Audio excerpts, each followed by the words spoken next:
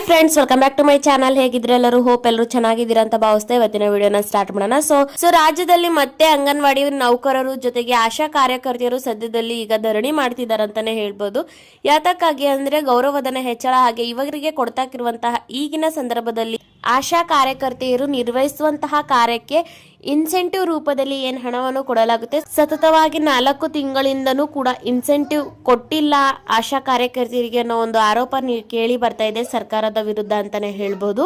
ಹಾಗೆ ಅಂಗನವಾಡಿ ನೌಕರರ ಗೌರವಧನ ಕೂಡ ಹೆಚ್ಚಳ ಮಾಡ್ತೀವಿ ಅಂತ ಹೇಳಿದ್ದಾರೆ. ಹೀಗಾಗಿ ಅಂಗನವಾಡಿ ನೌಕರರು ಸದ್ಯಕ್ಕೆ ವಿಶ್ರಾಂತಿನ ತಗೋತಿದ್ದಾರೆ ಅಂತಾನೆ ಹೇಳ್ಬೋದು. ಯಾಕಂದ್ರೆ ಅವರು ಸತತವಾಗಿ ಪ್ರತಿಭಟನೆನ ಮಾಡ್ತಾನೆ ಬಂದಿದ್ದಾರೆ ಅವರ ಒಂದು ಗೌರವಧನ ಏರಿಕೆಗಾಗಿ.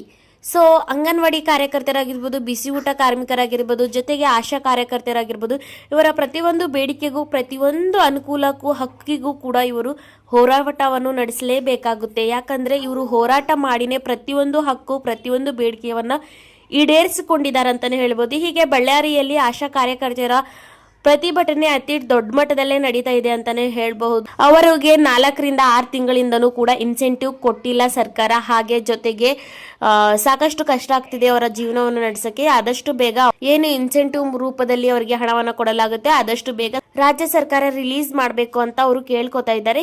ಹೀಗೆ ಹಲವಾರು ಬೇಡಿಕೆಗಳನ್ನಿಟ್ಟು ಈಗ ಧರಣಿಯನ್ನು ನಡೆಸ್ತಾ ಇದ್ದಾರೆ ಅಂತಾನೆ ಹೇಳ್ಬಹುದು. ಇನ್ನು ಹೆಚ್ಚಿನ ಮಾಹಿತಿ ಹಾಗೆ ಕೇಂದ್ರ ಸರ್ಕಾರದಿಂದ ಅಂಗನವಾಡಿ ನೌಕರರ ಗೌರವಧನ ಏರಿಕೆ ಬಗ್ಗೆ ಒಂದು ಬಿಗ್ ಅಪ್ಡೇಟ್ ಬಂದಿದೆ. ಸೊ ಅದು ನೆಕ್ಸ್ಟ್ ವಿಡಿಯೋದಲ್ಲಿ ತಿಳಿಸ್ಕೊಡಲಾಗುತ್ತೆ. ಎಲ್ಲಾ ಮಾಹಿತಿಗಳಿಗಾಗಿ ನೀವು ಮಾಡಬೇಕಾಗಿರೋದಿಷ್ಟೇ, ನಮ್ಮ ಚಾನಲ್ ಸಬ್ಸ್ಕ್ರೈಬ್ ಮಾಡ್ಕೊಳ್ಳಿ. ವಿಡಿಯೋ ನೋಡಿದ ಮೇಲೆ ನಿಮ್ಮ ಅನಿಸಿಕೆ ಅಭಿಪ್ರಾಯನ ಕಮೆಂಟ್ ಮೂಲಕ ತಿಳಿಸಿ. ವಿಡಿಯೋ ಕೊನೆವರೆಗೂ ನೋಡಿದಕ್ಕೆ ತಮ್ಮೆಲ್ಲರಿಗೂ thank you so much friends. Bye.